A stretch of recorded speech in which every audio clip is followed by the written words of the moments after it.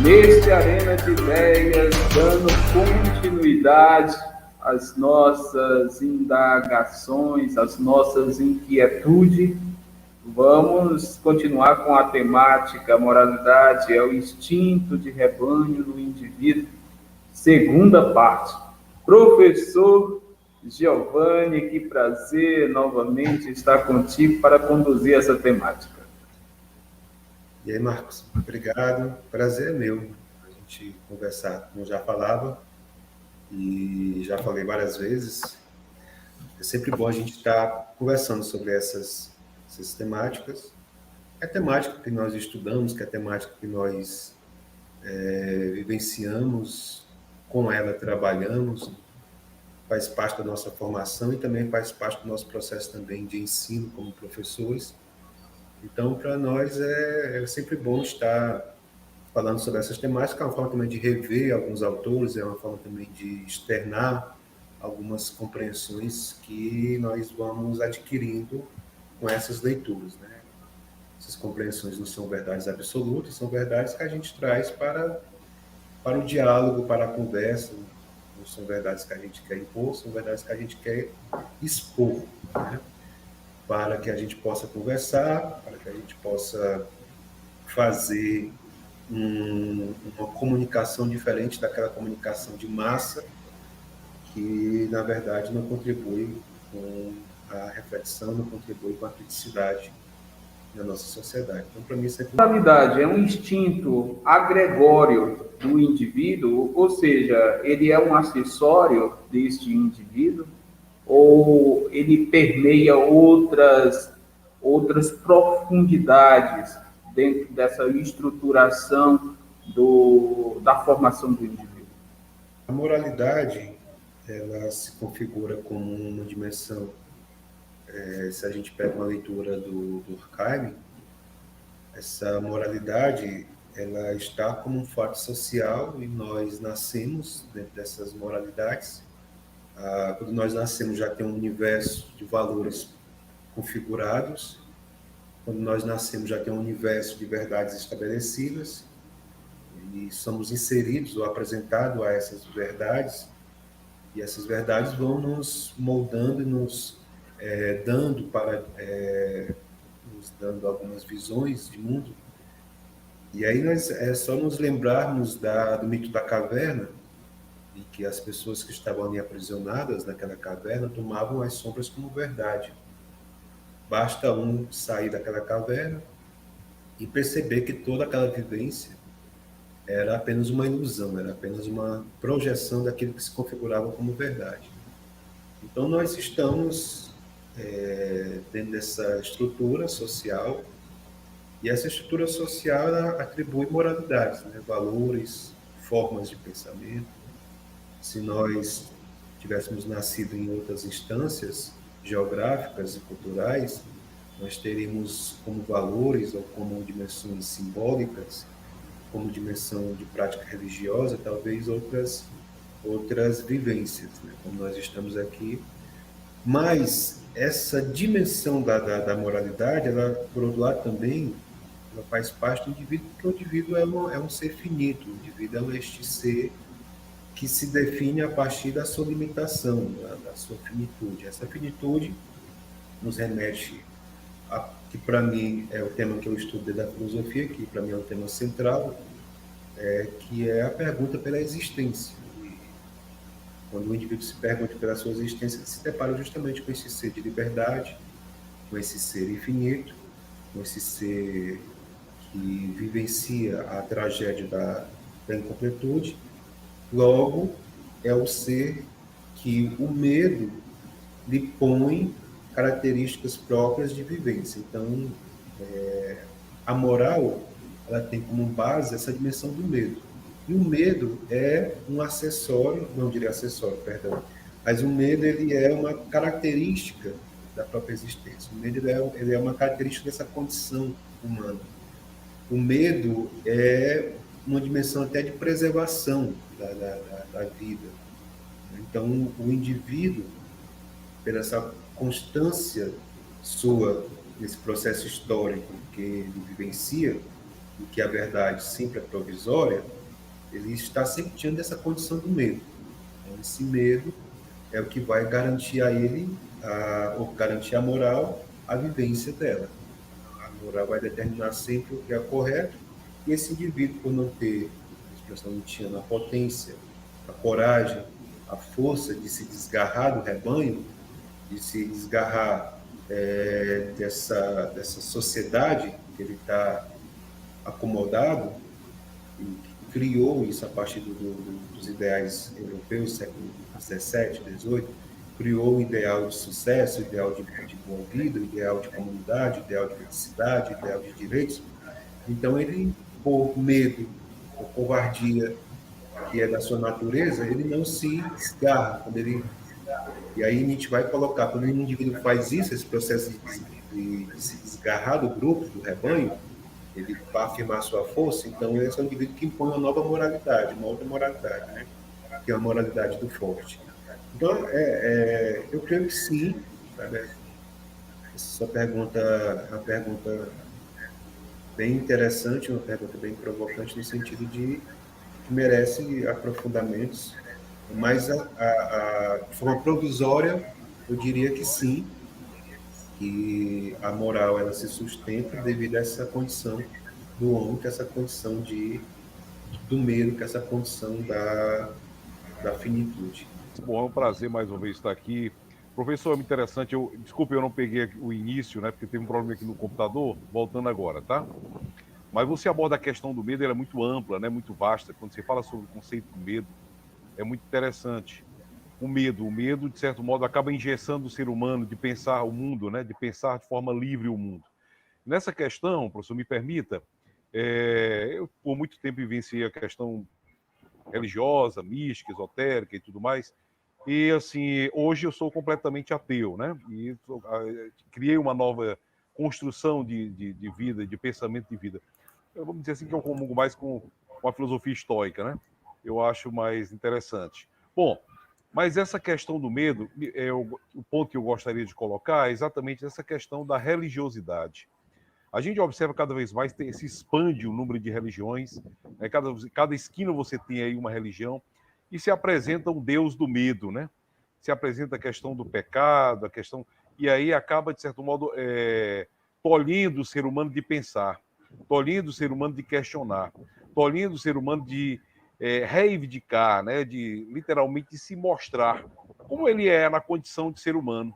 Na condição de ser humano ele pode errar, na condição de ser humano ele pode acertar, na condição de ser humano ele é um ser dual. Como é que fica essa questão do medo no que diz respeito à questão religiosa, né? O medo e a religião, quando se apresenta o Deus do... E nesse medo ele acaba, de certo modo, sendo moldado, né? Sendo estruturado a um conceito, a um princípio valorativo que ele não consegue se desprender. De certo modo ele acaba sendo engessado. Como é que você vê essa questão da a religião e o medo? O grande segredo da religião é o medo, né? É a forma dela controlar, é a forma dela massificar.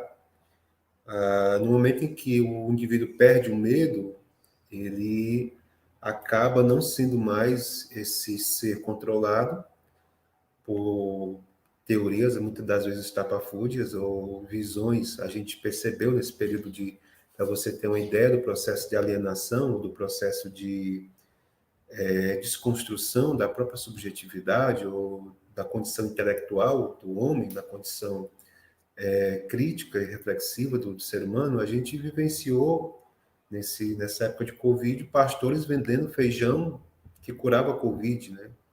Pastores vendendo garrafadas que curavam Covid, né?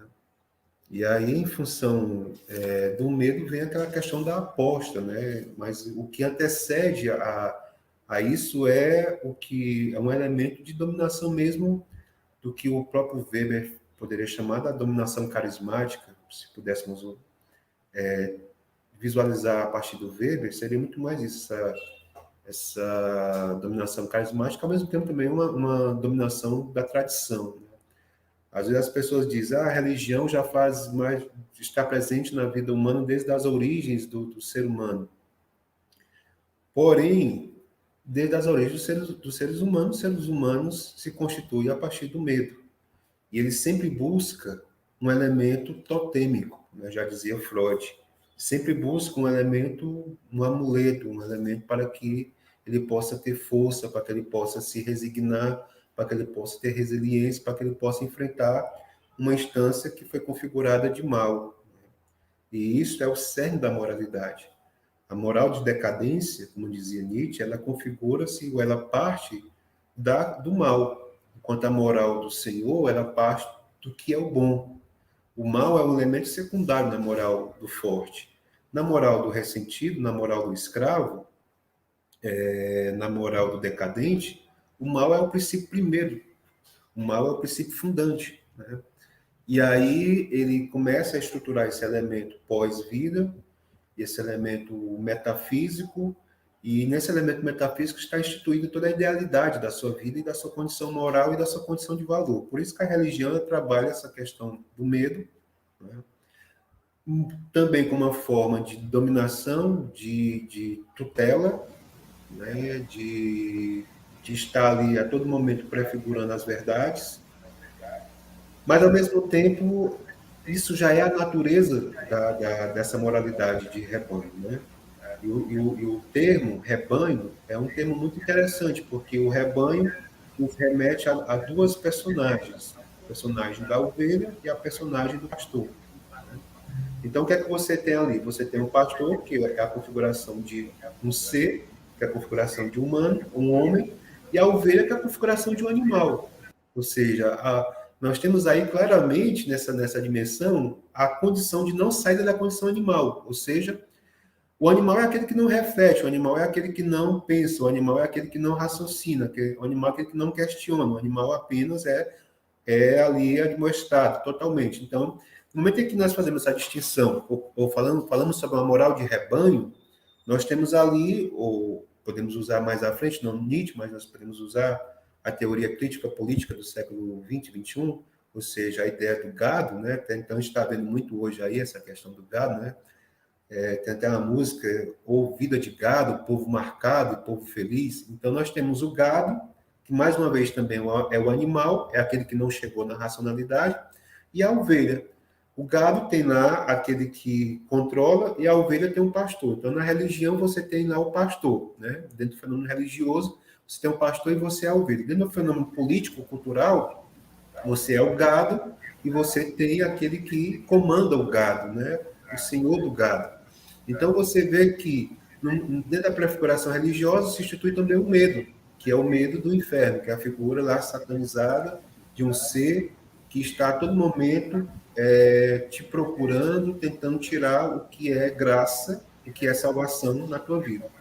Por outro lado, você também tem um medo social, configurado hoje a partir da política neoliberal capitalista, que aí você continua sendo gado porque você tem um outro medo, que é o medo do desemprego, que é o medo da fome, que é o medo da morte social, que é o medo de você não estar mais dentro daquele grupo de consumidores, que vai a um shopping, que vai a um concessionário comprar um carro novo, que vai a uma loja adquirir peças de roupas. Então, o medo constitui a moral do decadente. Essa moral do decadente ela está presente tanto na religião, né? E o Nietzsche faz na genealogia dele, ele vai buscar justamente a partir de uma análise histórica e psicológica, não psicológica da forma como nós entendemos, mas uma psicologia como Nietzsche entende, que é um estudo. Para Nietzsche, a psicologia seria, na verdade, um estudo da moral, né? Um estudo do elemento moral. A psicologia é uma ciência, para Nietzsche, do sentimento, dos afetos, do elemento instintivo do ser humano, né? Da organização dos sentidos, dos afetos, dos desejos e das pulsões. Mas, ao mesmo tempo, tudo isso voltado para a moral, para Nietzsche. Isso seria a psicologia para Nietzsche. Trata muito mais do que isso, mas tentando fazer uma síntese. E aí a religião, ela brinca, eu até já faço muitas críticas em alguns textos aí sobre a crescente neopentecostal. O grande problema da nossa sociedade é isso, a crescente neopentecostal. E essa crescente, ela se configura justamente como ovelhas, que obedecem a alguns pastores, que é a AMPA de Brasil, nós temos o controle, são cinco pastores que controlam um contingente populacional gigantesco, né? E é esse contingente populacional que contribui para não reformas políticas. Esse contingente populacional contribui para não avanços no campo da política, porque é só você ver a cidade do Rio de Janeiro. A cidade do Rio de Janeiro, há quantos anos a cidade do Rio de Janeiro padece, tanto na figura dos seus prefeitos, como na figura dos seus governadores. Nós tivemos, se não me falha a memória, o terceiro governador preso, então acusado de corrupção, agora o Witzel, né? Antes teve mais dois, se eu estou enganado. Então, a religião hoje se configura como um grande problema, como um grande mal. Eu não diria que a religião seria um mal. Ela se configura hoje a partir da seara neopentecostal, a partir dessa percepção que a religião coloca de dogmatização da vida, de, como você bem colocou, dessa configuração da vivência do medo, né? Medo do inferno, medo da punição, do castigo. E aqui está um elemento muito... Você traz uma questão para a gente pensar, que é a moral ascética, que Nietzsche vai criticar, que é essa moral da decadência, ela cria um conceito de justiça. Dentro desse conceito de justiça, da moral ascética, nós temos um paradoxo gigantesco e, ao mesmo tempo, um retrato da burrice, da estupidez desses grupos, porque nós temos uma figura de Deus como uma figura do juiz. Deus do Antigo Testamento, aquele Deus que quis destruir, que quis castigar o povo, que castigou Adão por ter desobedecido. Então, Deus é um juiz. E esse juiz, como todo bom juiz, ele estabelece punições, né? E todas as punições devem ser pagas. E aí criamos um problema, porque a ideia de justiça está ligada com a ideia de castigo. E todo castigo está ligado com uma ideia de dívida, e tudo pode ser pago. Como é que eu pago essa dívida? Como é que eu pago a minha desobediência perante a Deus? Ora, já houve uma dívida paga, que foi a figura do cordeiro, olha, mais uma vez a figura do animal, o cordeiro imolado que foi à cruz e morreu por nós, como forma de pagar a nossa dívida. Olha só, isso da dívida. Essa é a moral da decadência para Nietzsche. Por isso que a religião, ela prefigura historicamente. Por isso que a religião nunca vai deixar de existir. Por isso que a religião, ela vai sempre acompanhar a esfera da existência humana. Por quê? Porque o ser humano vai sempre estar em meio à dívida. Por quê? Porque ele é um ser finito, um ser de medo, e ele atribui a sua existência, o fato positivo ou negativo, a cura de uma doença ou não, a essa bondade de Deus. Então, se Deus me curou, eu tenho uma dívida para com Deus. Se Deus me deu, a gente vê muito nos carros hoje, não foi meu trabalho, foi Deus que me deu, né? O carro. Aí tem outra figuração, nunca foi sorte, sempre foi Deus. Então, eu tenho uma dívida para com Deus. Mas, ao mesmo tempo, esse Deus é um Deus que castiga aqueles que não cumprem com a dívida. Como um vendedor, onde você comprou o carro, onde você não pagou, toma o seu carro. Então, você tem medo diante de Deus. E é esse medo que prefigura sistematicamente a vivência do religioso, a vivência do fenômeno religioso. E é justamente essa moralidade que é a moralidade da decadência, porque essa dimensão da dívida é o que configura um elemento de assoberbação do medo e da vivência do medo.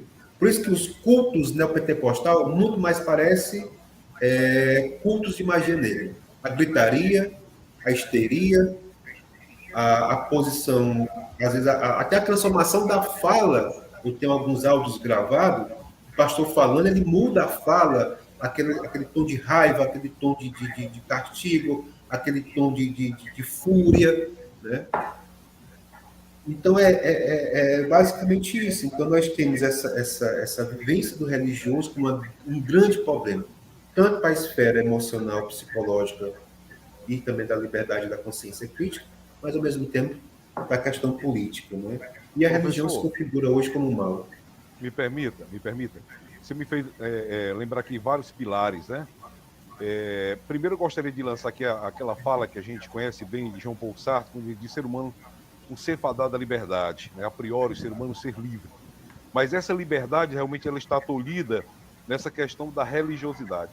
E essa questão da religiosidade também ela traz preceitos, né, de moralidade. E que moralidade é essa? Né? Que princípio de moralidade é esta? Aí vem aquela ideia, aquela história da moralidade divina, né? A moralidade daquilo que constitui a palavra de Deus. Quer dizer, que palavra de Deus? Você me apresenta dois deuses, o Deus do Antigo Testamento e o Deus do Novo Testamento. Posturas diferenciadas de comportamento. Um Deus punitivo, um Deus que pune, depois um Deus de amor, um Deus amoroso. E me permita, mas você me colocou aí que as igrejas, os templos religiosos, eles se mostram como verdadeiros teatros, tá? Verdadeiros teatros. Me permita, mas teatros. E é exatamente nesse teatro também que o indivíduo ele tem um comportamento que, de certo modo, atrai a grande massa, o indivíduo acaba se moldando, né? Ele sendo gerado diante daquilo, que aí vem exatamente o ciclo coletivo de alienação. E isso me faz lembrar, me permita, quando você realmente lê a Bíblia, quando você começa a fazer uma leitura diferenciada da Bíblia, e você começa a fazer os paralelos e as concatenações das ideias constituídas, você vê que o livro é o melhor livro para você se tornar ateu. A Bíblia é o melhor livro para você entender o que é verdadeiramente falando o ateísmo. Aí você vê um livro extremamente contraditório. Quando você lê aquele livro, O Mito da Caverna, o livro 7 de Platão, né, que seria interessante, é exatamente quando o indivíduo ele sai da caverna, que eu não me permita, mas muitos estão dentro dessa caverna, nesses tempos religiosos, é uma caverna. É uma caverna. Quando o indivíduo ele consegue sair dessa caverna, ele se depara com a luz, que é exatamente esse conhecimento que aí está. Então ele quebra, ele traz uma quebra de paradigmas, ele traz uma quebra de modelos, ele traz uma quebra de rótulos, né, de preconceitos, de estigmas, né, principalmente preconceitos. Imagina só, isso nos faz lembrar a essência do cristianismo do Luiz Feuerbach, né? Ele diz que qualquer característica que eu atribuo a Deus é uma característica do homem. Na realidade, se o homem quisesse entender e compreender ou definir que seria a essência de Deus, ele não alcançaria essa definição, porque são características limitadas às constituições do próprio homem, da história do próprio homem, né? Da vivência do próprio homem.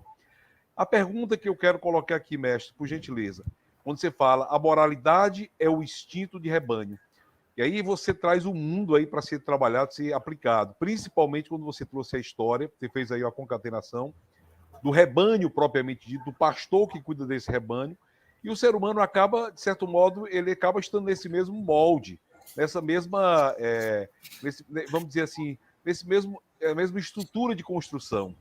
Porque vai ter alguém que vai te conduzir e você vai simplesmente dizer amém, e você não vai pensar nada contrário àquilo que é constituído no que ele disse é a palavra. Mas é muito estranho quando se diz é a palavra, porque ela te dá um princípio hermenêutico de uma discussão de interpretação diversa. Se você tem a sua interpretação, eu tenho a minha interpretação, nós vamos ter interpretações múltiplas.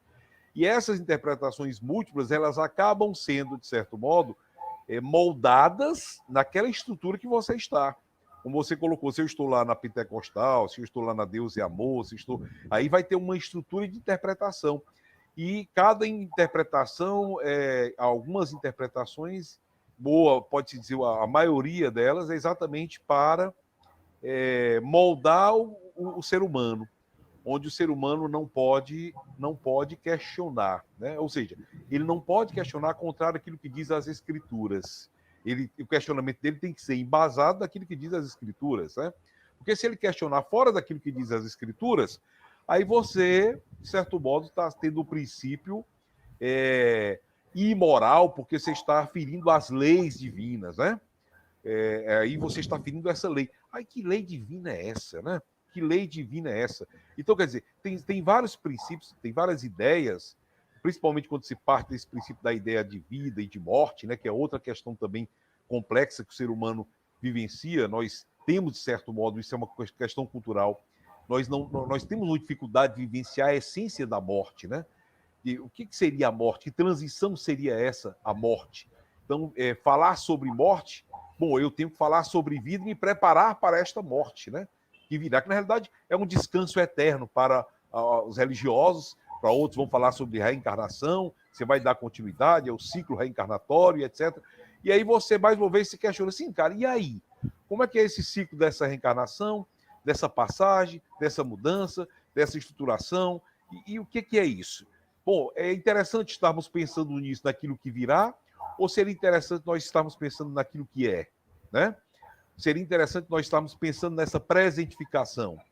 E exatamente dentro desta presentificação é que o indivíduo ele acaba se deixando levar por uma estruturação ideológica, né? Por uma ideia que acaba, de certo modo, plastificando a mente do indivíduo. Ele não consegue pensar além. Ou não é permitido que ele pense além. Porque se ele for pensar um pouco além, ele vai ser rebelde. Ele é rebelde para o rebanho. Então ele tem que ser doutrinado, né? Então, professor, me permita. A moralidade é o instinto do rebanho. Por gentileza, por favor. Começar com essa última fala sua. Como a morte é um fator real que a gente vivencia, que a gente presencia, e atualmente a gente está presenciando muitas, principalmente no Brasil, com a ineficácia do desgoverno radical nazi-fascista que hoje está no poder, a morte ela me configura perante o mistério, né? O que existe depois? O fim? Ou existe alguma coisa? E se alguma coisa que existe é como diz os católicos, é como diz os evangélicos, que é um termo erroneamente usado para essa classe neopentecostal, o além-mundo, o outro mundo, o pós-morte, é como diz os budistas, ou como diz a religião hindu, ou a religião, as religiões asiáticas, as vivências religiosas asiáticas, o que seria, né? Então fica um mistério. E esse mistério é justamente aquilo que apregou o medo, né? Aquilo que define a instância do medo, porque eu não sei o que é que vai haver, né? O Sócrates diria que não precisava ter medo, porque a gente não sabe o que é que vai ter, se vai ser algo bom, se vai ser algo ruim. Então, Sócrates lá na Apologia, antes de morrer, ele pedia para que as pessoas ficassem tranquilas, tal como ele, porque a gente não sabe se era a ironia dele, né? Mas porque a gente não sabe o que é que tem depois, né? Então aí esse medo, mas eu tenho que tomar uma decisão na vida, eu tenho que tomar uma posição, né? E aí vem o elemento da decisão, eu preciso tomar uma decisão. Agora, essa decisão, eu como sou incapaz de pensar, de criticar, de refletir, eu preciso de alguém que me diga, e aí é a moralidade do rebanho, né? É por isso que surgem essas figuras, como a figura do pastor, como a figura do político, né, no campo da política, mas tocando no campo religioso. Tem a figura do pastor, tem a figura do sacerdote, né, tem a figura do guru, tem essas figuras aí que vão determinando o que é a moralidade, ou como viver. E como as pessoas não têm a clareza da sua... Aí, voltando para a questão do que você falou da liberdade, né, então, o que é que eu vou fazer? Qual elemento? Agora, a grande angústia é justamente essa. A angústia que é vivida pelo indivíduo, que Sartre trabalha, o Heidegger trabalha, o Kierkegaard trabalha, o Levinas trabalha essa questão da angústia, que é uma questão essencial. A angústia é o a priori da decisão, a angústia é o elemento sistematizador da vida humana. Então, ele está em angústia. Então, essas figuras aparecem para tirar dele a angústia, né? Dê a mim o seu fardo, como se fosse bem isso. Dê-me a mim o seu fardo e deixe que eu diga o que você vai fazer. E aí as pessoas se entregam a essas figuras, né? Justamente para se livrar desse fardo, dessa angústia, que é de tomar uma decisão, então eu deixo que alguém me controle, né? Alguém me diga o que fazer. E esse alguém, nesse exato momento, toma o poder sobre mim, tal como o Estado tomou o poder quando, na questão do contratualismo, quando é necessário criar a figura do Estado para que garantisse aos indivíduos não só a propriedade privada, mas também o sossego e também a vivência harmoniosa entre os indivíduos. Então, cria-se a figura do Estado e a figura daquele que vai determinar as leis do Estado. Né? Dentro do campo religioso, basicamente é a mesma coisa, porque aí você entrega a sua liberdade a mim e eu vou lhe dizendo como você deve viver. Então, como esse é um elemento inato, como esse é um elemento da condição humana, por quê? Porque estamos diante do mistério, porque nós morremos, porque nós somos finitos, porque nossa condição é limitada, e nós estamos a todo tempo vivendo essa condição de, como diria alguns estudiosos, do temor, e por temermos, estamos sempre nessa berlinda do ser controlado. Então, por isso que é fácil instituir a moral do rebanho, por isso que é fácil exercer a dominação, né? Por isso que é fácil o controle. Eu trabalho na condição do medo, ou seja, e esse medo ele é vivido e usado por todas as instâncias. Isso é um processo educacional, porque o pai controla o filho pelo medo. Olha a sandália, olha o chicote, olha o cipó, olha o bicho. Olha, de trás da porta tem um bicho. O medo sempre foi um acessório, nós fomos educados pelo medo, fomos criados pelo medo. Era uma pedagogia para o controle da criança, é uma pedagogia para o controle do adulto dentro do fenômeno religioso, é uma pedagogia para o adulto dentro do fenômeno do trabalho. Olha o desemprego. Agradeça a Deus que você está trabalhando. Você poderia estar desempregado, como milhões e milhões de pessoas estão desempregadas. Então, por mais que o trabalho te explore, agradeça a Deus por essa exploração, pelo menos você está trabalhando. Então, nós vamos se tornando pacífico mediante o medo. Nós vamos se tornando pessoas sem criticidade mediante o medo. Nós vamos se tornando pessoas sem autonomia graças ao medo. Né? O medo do desemprego, o medo do inferno, o medo do pós-morte, o medo do amanhã, o medo de comprar alguma coisa e não dar certo. Vou fazer uma viagem, estou com medo. Pergunta às pessoas, faço ou não essa viagem? Começa a perguntar meus amigos, o que é que tu acha? Eu vou ou não? Por tudo isso é o medo. E é o medo que vai instituindo justamente o instinto de rebanho, porque nós vamos sendo controlados. Se não fosse assim, os coaches não teriam feito tanto sucesso na nossa sociedade.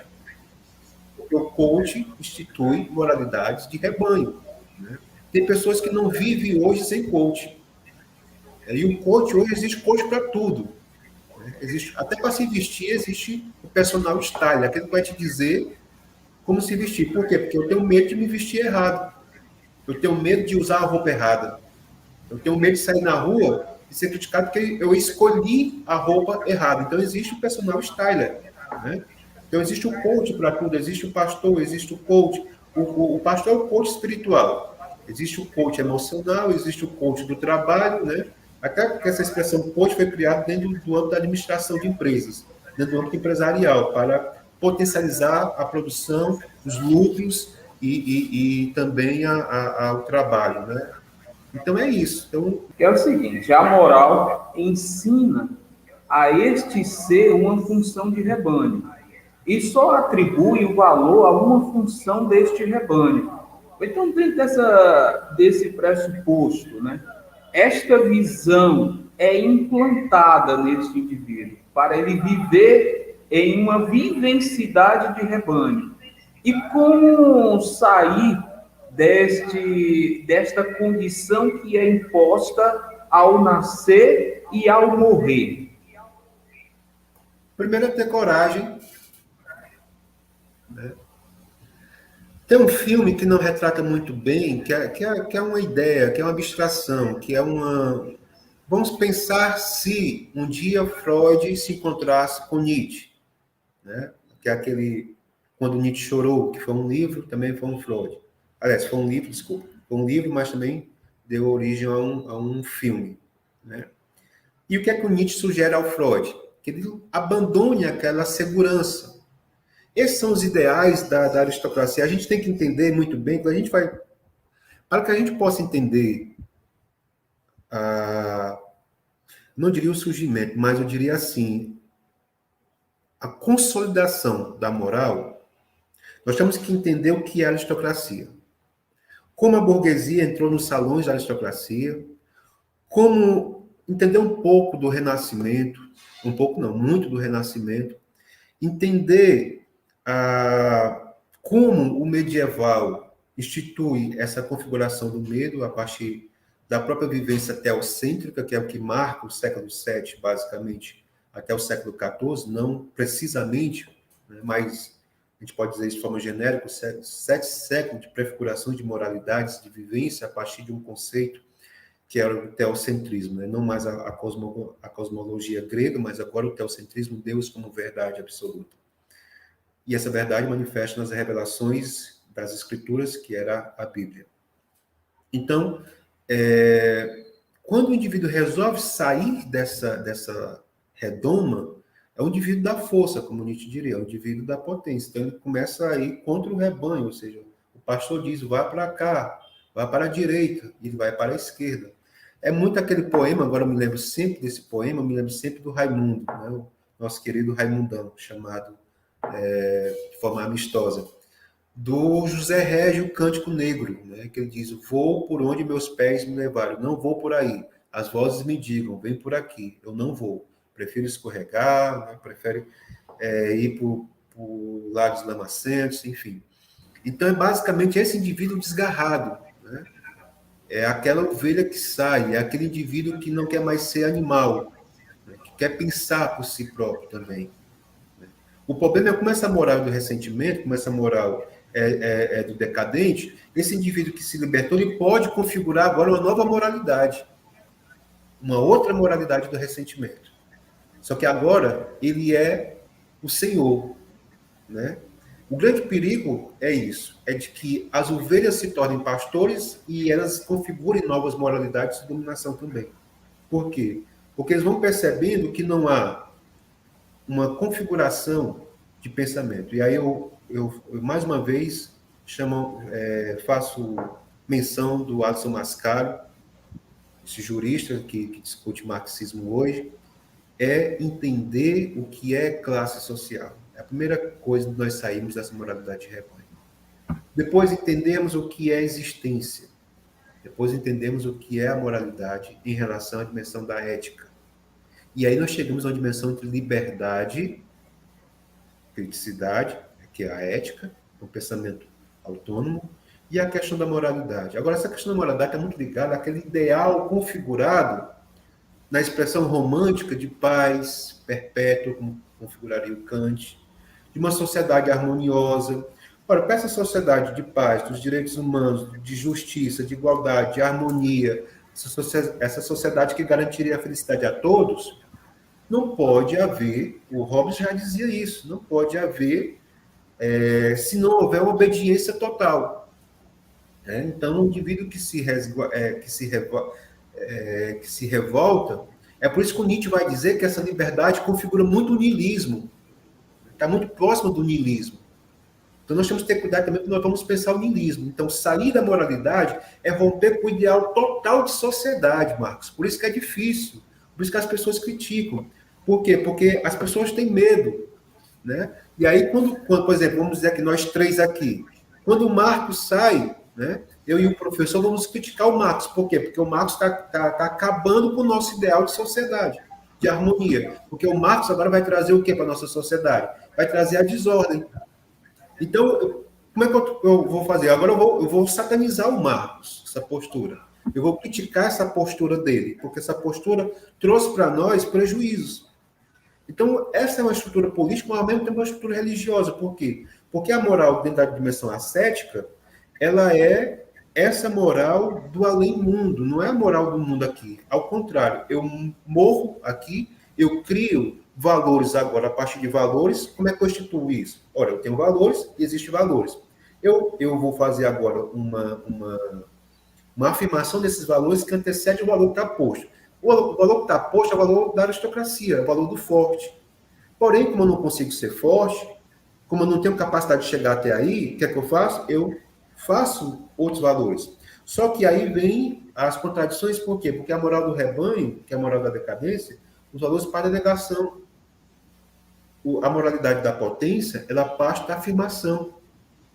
Então, para sair dessa moralidade, é partir para o lado da potência, que é da afirmação da vida, não da negação da vida.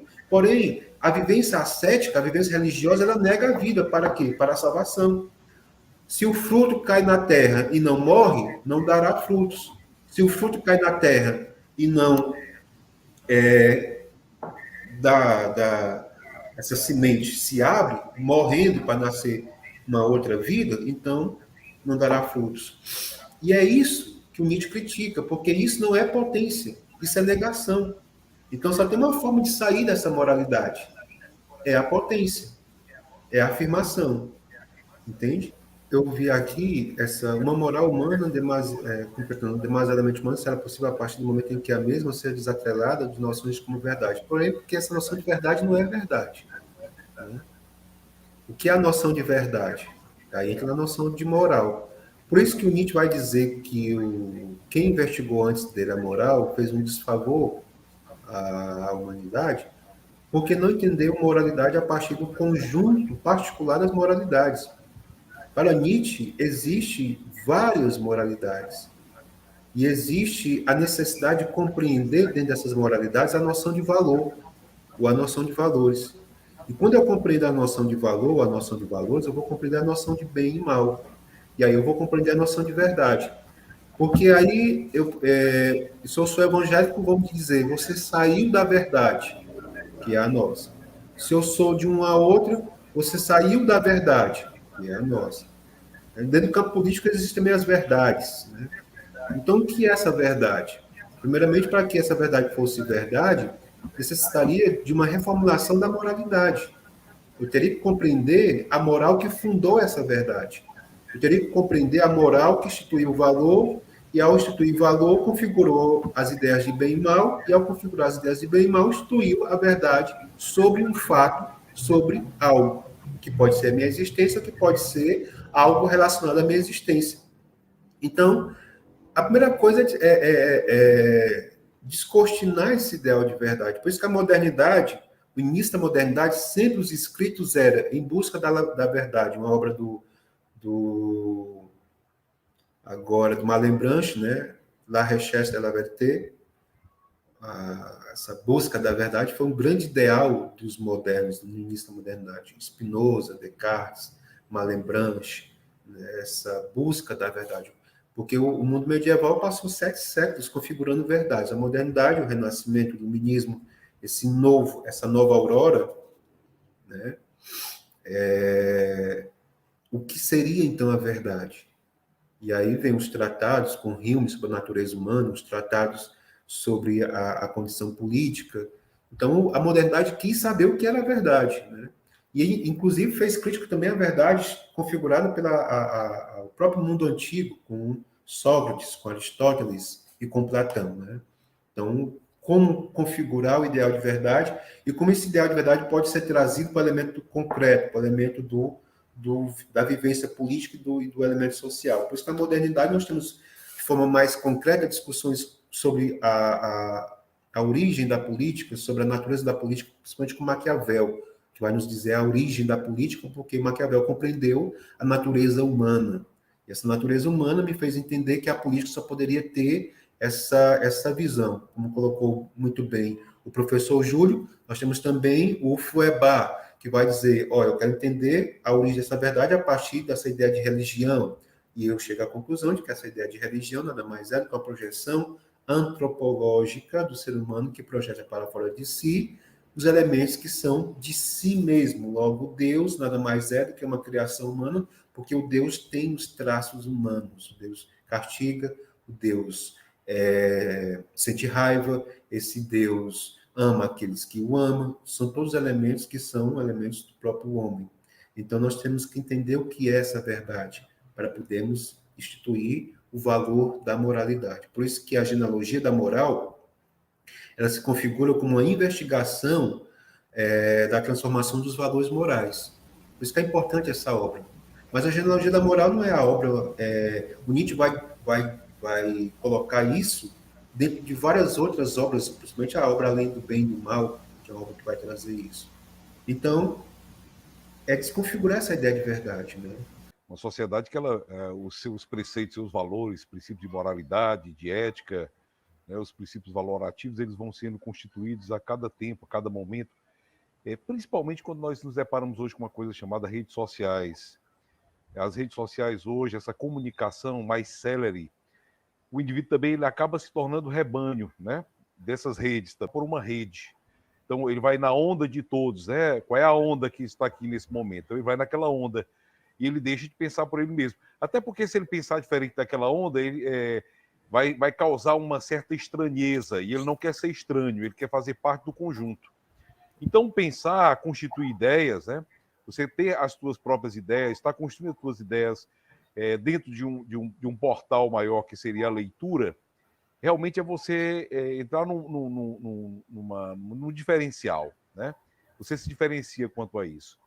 Zygmunt Bauman aborda a questão da sociedade líquida, né? Do amor líquido, ou seja, cada vez mais as pessoas elas são efêmeras em todos os aspectos, seja na amizade, seja nas relações, né? Seja nos relacionamentos. Então, tudo hoje já, aspas, não causa estranheza, ou seja, é comum. É comum um relacionamento célere, um relacionamento rápido, é comum um divórcio e mais divórcio, que você se relaciona com outra pessoa e tudo mais.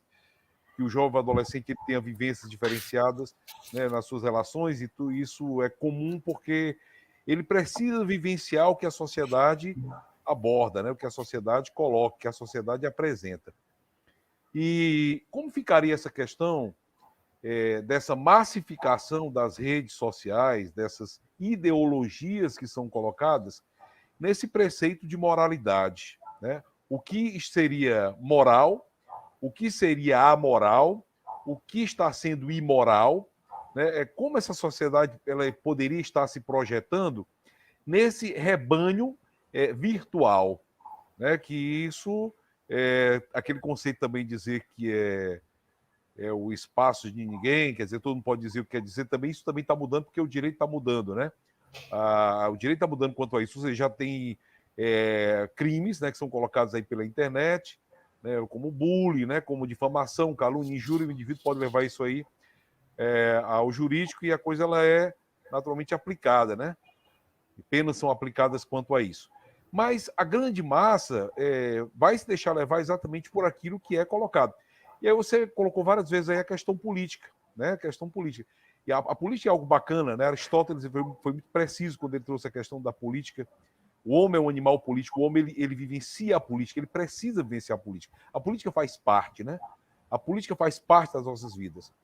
Mas, mais uma vez, as redes sociais também nos induz, né? Induz o indivíduo, induz o ser humano exatamente a uma constituição de uma ideia, e essa ideia ele tem por um tempo como uma verdade, e isso nos faz lembrar o Reich do nazismo, né? Que uma mentira sendo construída por muitas e muitas vezes, ela acaba sendo aplicada como uma verdade.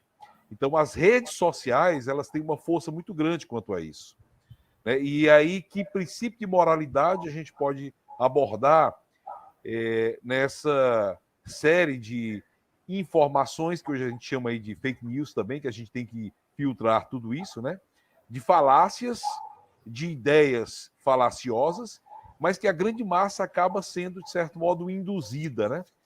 E o indivíduo ele acaba sendo levado a isso. Né? Eu assisti um filme muito bacana um tempo atrás, e tem a leitura dele que é muito boa, do Humberto Eco, O Nome da Rosa, né? Que há um tempo, né, você falou da questão do teocentrismo, então aqueles que tinham acesso ao conhecimento, tinham acesso à leitura, era exatamente uma casta muito seleta, né? Então poucos tinham acesso. E aí no filme, quando a gente assiste, a gente observava que aqueles que iam ter acesso ao livro, os caras colocavam lá o veneninho na ponta e tudo mais, o cara se envenenava, e ele dizia, tu não estavas pronto para ter acesso àquele conhecimento, né? Tu não estavas pronto. O indivíduo cometeu um pecado, né? Que ele queria ter acesso ao pensamento de Aristóteles, dos pensadores da época e tudo. Ou seja, o indivíduo ler, o indivíduo estudar, o indivíduo buscar a leitura, o conhecimento, quem detém o conhecimento, ele acaba, de certo modo, se tornando um ser um tanto quanto, vamos dizer assim, isolado, vamos dizer assim, da grande massa, né? Por quê? Porque isso te traz um peso. Você discutir, por exemplo, ideias religiosas ou ideias de cunho político, quando você lança aquela ideia, quando você fundamenta aquela ideia, o indivíduo não pronto, ele vai te agredir. Então as pessoas não entram no processo do princípio dialético, né, de uma tese, de uma antítese, de uma síntese, de uma réplica, de uma tréplica, de uma réplica da tréplica, não. Ela simplesmente começa a te agredir, porque não tem fundamentação. Então, a falta de uma fundamentação teórica também, ela parte muito exatamente de uma falta de leitura. Ou seja, as pessoas estão lendo fragmentos. Então, as redes também, elas trazem fragmentos, e o indivíduo acaba se fragmentando. Como você vê essa questão dessa moralidade hoje, e hoje pode até se chamar o rebanho social, no sentido da virtualização que aí está? Traz essa... É a mesma natureza que nós temos, só que a partir de um outro viés, né? E é muito bom quando a gente associa, o Evaldo, que é um estudioso do Nietzsche, ele tem um texto que ele começa com os gregos, aí passa pelo medieval, chega nessa vivência europeia do iluminismo, vai falar sobre a questão do renascimento, da moral do nobre, do aristocrata, aí fala desse burguês que vai ascender aos salões dos aristocratas, e esse burguês é esse ressentido, né? E aí você vê ali no Weber que o Marx faz toda uma discussão sobre o capital, mas o Weber entende uma nova formulação do capital a partir de um outro ideal. Então, o Weber, que era economista, né, que entende de economia, ele vê que a economia ela começa também a ter uma outra forma de entender, né, e isso me daria um controle também das massas, né? E aí o Weber vê esse pequeno burguês a partir de um espírito, né, de uma natureza. Essa expressão Geist em alemão é uma expressão que tem algumas tradições. E aí ele cria uma nova... Esse grupo, né, esse grupo de protestantes cria uma nova forma e ascende ao capital também, ele faz parte desse universo, mas vai com essa moral ainda ascética, né, que atribui o trabalho como uma figuração de bênção divina. E aí você vai, e aí quando você chega na Hannah Arendt, e configura e relaciona ela com Nietzsche sobre o homem das massas, lá na Arendt, e o homem do rebanho, Nietzsche, e aí nós fazemos a transição do que nós estávamos falando, dessa moral de rebanho dentro do instinto da dimensão do religioso, da dimensão ascética, dentro do campo da figura da fé, né? E agora nós vamos, como você colocou, para dentro do campo da política, dentro do campo da sociedade, né? Aí você tem tem que ir ao pensamento da Hannah Arendt, e a Hannah Arendt foi muito influenciada pelo Nietzsche. A Hannah Arendt ela tem muito dessa leitura do Nietzsche, né? E nós chegamos dentro do Homem das Massas. E esse Homem das Massas é um personagem do sistema totalitário. A primeira coisa que nós entendemos é isso. O sistema totalitário é esse sistema que vai tentar exercer dentro desse homem uma dominação. Por quê? Porque esse homem não tem referenciais. É muito parecido lá com Nietzsche. Ele não tem referenciais. Então, que referenciais são esses hoje na nossa sociedade? Referencial de moda, referencial de alimentação, né? Porque você tem hoje o conceito de saúde perfeita, o conceito de corpo perfeito, o conceito de estética, o conceito de belo, o conceito de amizade perfeita. Então você vai tendo vários referenciais. E esse homem, né, o homem das massas, ele busca esses referenciais. Por quê? Porque, segundo Arendt, ele tem uma ausência de pensamento. Falta a este homem pensamento. E ele está a todo momento sujeito às forças. Esse é o grande elemento da Arendt. Ele está sujeitado às forças. Por isso, o sucesso de muitas plataformas como o YouTube, como o Facebook, como o Instagram. E você falou do Bauman. O Bauman já critica essa percepção de amizade que foi colocada pelo Facebook. Aí você tem Eu brinco muito com os meus alunos que eu falo de complexo de Roberto Carlos, complexo carliniano. É você querer ter 1000 amigos, né? Como queria Roberto Carlos, quer ter 1000 amigos, para bem mais forte poder cantar. Só que nenhum é seu amigo. Aí o Babo faz crítica dessa amizade, né? Que são seus amigos. O Instagram te arreda, né? O Instagram deu uma facada, né, de misericórdia. O Instagram tem seguidor. Aí já é o elemento do rebanho, né? É o seguidor, é aquele que ouve a voz. E é isso. O influencial digital é isso. Meninas, usem isso. Meninas, eu estou aqui em tal loja. Meninas, façam isso. É isso, né? É o rebanho mesmo, é a massa mesmo. O cara lá do Instagram, ele é chamado de um influenciador digital. Nada mais é do que o pastor ou do que aquele que controla a massa, né? Controla o gado. E toda a perspectiva disso é a perspectiva de sucesso, que foi instituído pela ideia do capital a partir de uma lógica de uma economia neoliberal, né? E aí nós criamos uma sociedade, que é a sociedade que nós vivemos hoje. Repito, sociedade da massa, uma sociedade que está sujeita às forças, uma sociedade que vai a qualquer direção. Por quê? Porque não tem direção, já que ela tem uma ausência de pensamento, e porque não tem referenciais. Então, é uma sociedade que vai e que se direciona a qualquer discurso político e a qualquer discurso religioso. Por isso é que nós temos a crescente do fenômeno neopentecostal no Brasil, principalmente nas zonas periféricas, nos cinturões periféricos. A favela hoje, você anda a cada rua de uma favela, tem uma igreja ou tem alguém nas calçadas fazendo culto neopentecostal. Você tem um discurso político que é um discurso hoje horroroso, um discurso hoje de ódio, e um discurso que você não consegue mais equilibrar o que é esquerda, o que é direita, né? Então, é essa sociedade que a Arendt vai criticar. Porém, essa sociedade, ela está no paralelo com Nietzsche. Eu posso colocar Nietzsche e Arendt, e eles estão olhando para a mesma sociedade, só que Nietzsche não tem esse enfoque político como a Arendt tem. Mas quando o Nietzsche coloca esse animal do rebanho, esse animal também que busca referência no grupo, lá no Nietzsche, o homem, esse animal do rebanho, é o homem que busca referência no grupo social dele. Por isso que ele é arrebanhado, ele gosta de ser arrebanhado. E esse homem, ele tem como meta a própria dominação, e a dominação do seu impulso. Por quê? Porque para ele é mais cômodo. Ora, o homem das massas, da área, também parte do mesmo pressuposto, ele quer a comodidade. Então, você tem essa comunidade, eu até falava isso numa live por direito lá da FAO. Você tem a comodidade hoje, oferecida pela tecnologia hoje. Você pode ir para qualquer lugar do mundo com o aplicativo. Você não tem mais a sociabilização, por exemplo. Moço, onde é que fica tal rua? Não, o aplicativo te diz.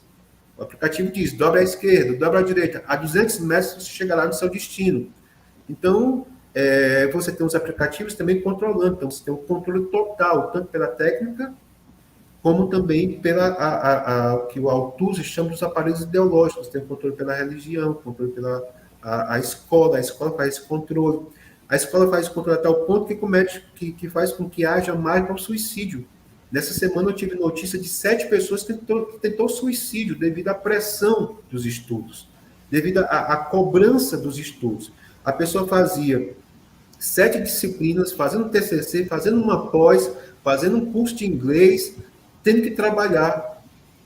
Essa pressão toda gerou no cinturão periférico de Viçosa do Ceará, Fortaleza, vários suicídios nessa semana. Vários suicídios, né? Pegando esse cinturão entre Viçosa e Fortaleza. Então, essa é a sociedade do cansaço, ou a sociedade da meta, sociedade que o Xiong Han chama sociedade, eu me esqueci o nome, né, do termo que ele usa, do conceito que ele usa, né? Então, é uma sociedade líquida, sem referenciais, e é uma sociedade que constrói uma moral muito perigosa. Professor Giovanni, sabemos que a questão da linguagem ela é fundamental para essas narrativas construídas, né? E hoje, né, é muito fácil esses discursos e essas narrativas se publicizar muito rápido, né? Justamente por essa integração. E hoje nós estamos conectados o tempo todo e hoje tem o controle da existência desses indivíduos e é mais fácil controlar, ou queira ou não, é mais fácil controlar porque eles estão conectados. Então, esses discursos e essas narrativas que são impostas para a sociedade, até mesmo você, como estávamos falando de política, né?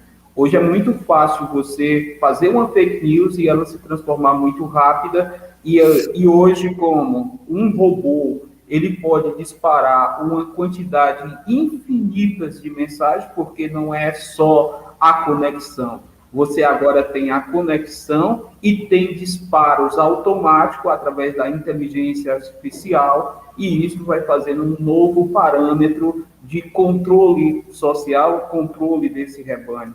Aí vem esta pergunta: a linguagem e o mecanismo atrelado a tudo isso, e este homem, dentro de um poder de potência, dentro das suas narrativas construídas, como este homem, ele pode ter a possibilidade de dizer um sim ou não para o mecanismo.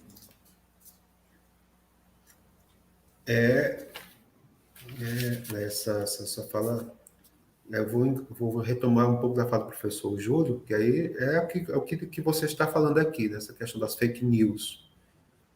Numa sociedade da ausência do pensamento, numa sociedade sem referências, né, é a sociedade onde a fake news vai reinar. Né? E aí ela utiliza dos instrumentos da tecnologia. Foucault já nos dizia que a técnica é um instrumento de poder. O Francis Bacon, na modernidade, já dizia que conhecimento é poder. Nós temos uma discussão sobre a técnica, como nós entendemos a técnica como artifício do fazer, e a técnica como nós entendemos hoje. E aí eu entro na questão da linguagem que você falou. Né? A gente tem que entender que a técnica a qual o Aristóteles falava é diferente da técnica a qual o Hans Jonas critica atualmente. Né? E aí, essa vivência da técnica hoje, ela não trouxe para nós o elemento positivo da técnica, como se esperava, porque a técnica é um objeto de controle. Isso é muito bem claro lá em Foucault, principalmente na obra Vigiar e Punir. A própria ideia de sistematização das câmeras, que tem um elemento positivo, que eu posso identificar um assalto e monitorar por onde esse indivíduo que assaltou está indo, mas, ao mesmo tempo, a monitoração dos indivíduos, como, por exemplo, é uma grande questão sobre a ética, sobre a liberdade, já que o professor Júlio tocou no início, né, fazendo até referência ao saque, a questão da liberdade, que liberdade tem um chinês, que ele é controlado, inclusive na própria vivência da pandemia, existia aplicativos que controlavam as pessoas que possivelmente estivessem com febre e que estavam no meio da sociedade. Então, a vigilância da saúde na China sabia que aquele indivíduo estava lá, então multaria ele, ou então ia atrás dele para tirar ele do meio social, para não contaminar os demais. Né? Então, a China, alguns países asiáticos, vivenciam essa tecnologia e vivenciam esse dilema, os paradoxos com a liberdade, né? ou com o controle. E a técnica, o desenvolvimento da técnica, aquilo que a gente vivencia, é apenas o elemento ali sobrante do que, de fato, é a técnica com a sua dimensão bélica, de armamento das superpotências, e, ao mesmo tempo, com as projeções que está aí o Elon Musk colocando, que é a dimensão de levar o indivíduo para o espaço, né? Para outras realidades ou para outro planeta. E a técnica se desenvolve a partir desses dois ideais de dominação política, de dominação bélica e de superpotência. E quem investe na técnica é o capital. O capital domina a técnica. Mais uma vez, é só olhar para a figuração do Elon Musk, a figuração a qual o Bill Gates também estava inserido, e a do Steve Jobs. Né? Então, o capital, e só para complementar, quem que financia os projetos de pesquisas hoje? Né? A maioria das pesquisas é o grande capital, desenvolvimento de motores mais econômicos, desenvolvimento de motores com propulsão, desenvolvimento de motores que possam garantir para aviões mais tempo de voos, e aí, enfim, várias... E o mesmo capital determina o que é que vale a pena investir ou não para desenvolvermos a técnica. Por isso que as ciências humanas a cada dia fica mais para trás, né? Não interessa como vivemos com a técnica, interessa simplesmente vivermos a técnica. O próprio Instagram, ele é um sistema de dominação que ajuda muito a Receita Federal. Porque aí, como é que o indivíduo declarou que ele tem tanto na sua conta, que ganhou tanto, que ele mostrou que tem uma foto em Dubai, tem uma foto andando num voo de primeira classe, tem uma foto em Santa Catarina, tem uma foto na Argentina, tem uma foto... Como é que ele foi para esses lugares todos ganhando apenas o que ele declarou? Né? Então, o próprio Instagram hoje ajuda muito a Receita Federal a monitorar os gastos das pessoas e também a lucratividade das pessoas. Então, você tem, na verdade, conversando com um amigo meu que entende muito dessa questão de rede social, ele diz que nós somos monitorados pelo Estado, pelas empresas, pelas lojas. Não é quando você acessa um site de compra, daqui a pouco você começa a receber várias e várias propostas daquele mesmo produto, de várias outras lojas. Então, você está sendo monitorado. Agora mesmo eu estou sendo monitorado aqui com vocês, né? Então, nessa sociedade da técnica, essa sociedade do controle, é muito fácil. Nós temos a mesma vivência do controle do pastor e do controle daquele que determina as massas. Só que agora, esses dois utilizam a técnica, utilizam os meios digitais, utilizam essa linguagem para construir a moralidade do rebanho, a moralidade das massas, e continuar o controle, e continuar a dominação, e continuar a determinação da moralidade. Então, a moralidade hoje que está em voga é a moralidade do ressentimento a parte das classes médias. Essa classe média foi aquela classe média que conseguiu sair do patamar anterior a isso e teve uma ascensão. E aí nós temos que entender um pouco do que fala hoje muitos economistas, principalmente entender uma obra que eu acho muito interessante, que é uma obra que é O Privilégio da Servidão, do Ricardo Antunes, né? Entendermos muito bem isso, essa moralidade, nessa nova vivência do trabalho, que é o trabalho uberizado. Esse trabalho uberizado criou uma moralidade muito grande, porque tem a questão do medo ainda.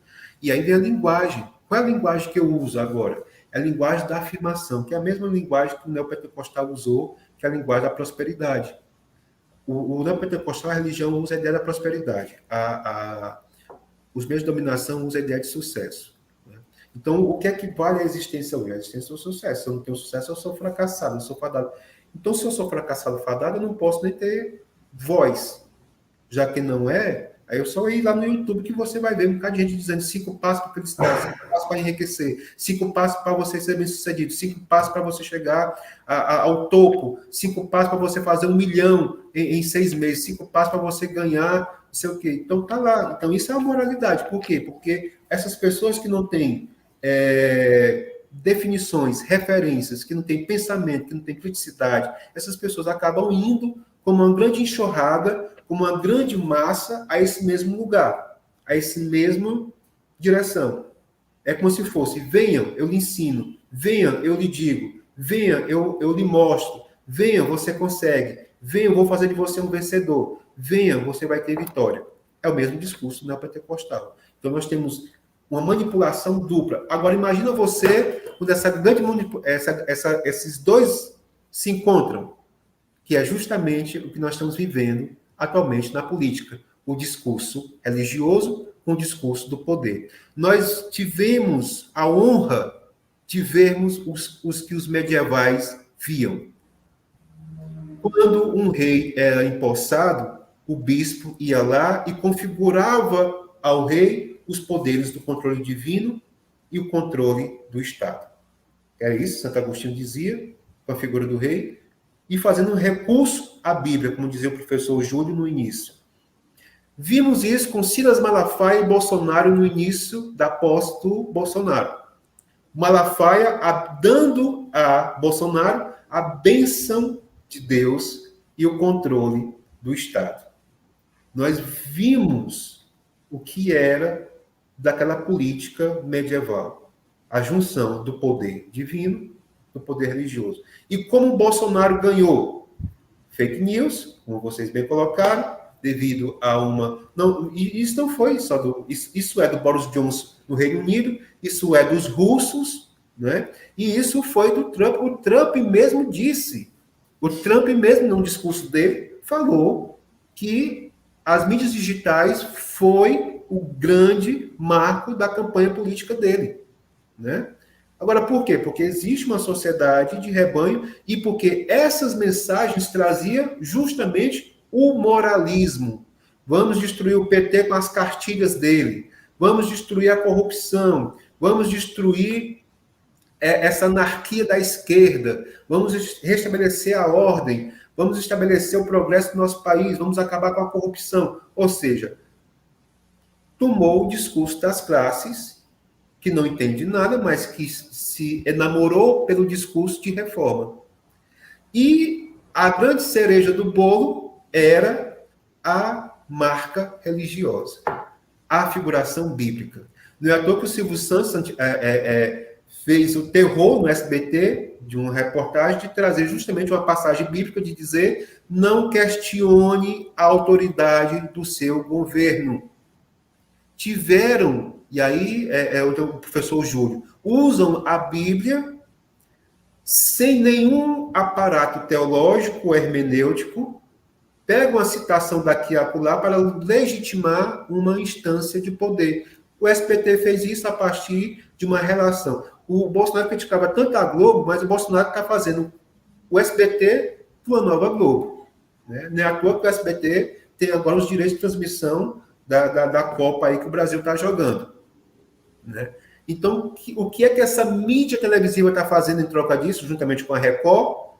Justamente isso, usando a técnica para figurar uma moralidade a partir daqueles que já são dominados por essa mesma moralidade. Então, a Record do SBT está fazendo isso, né?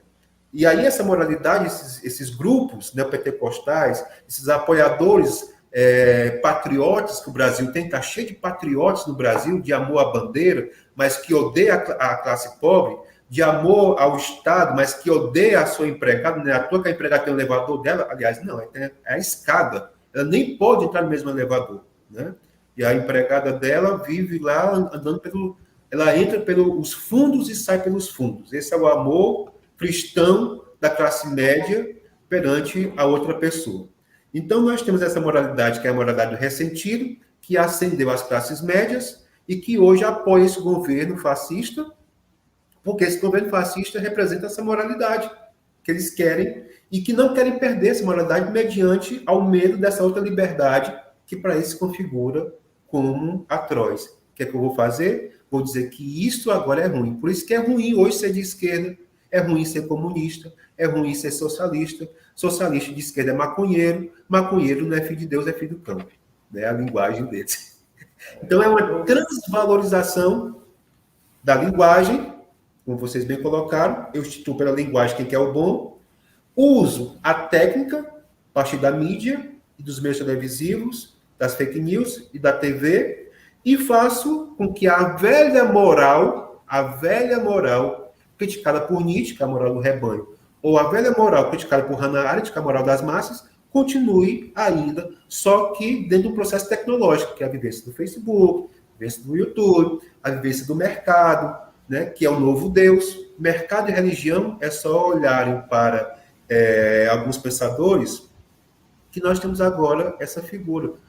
Deus é o dinheiro, Deus é a posse, Deus é isso.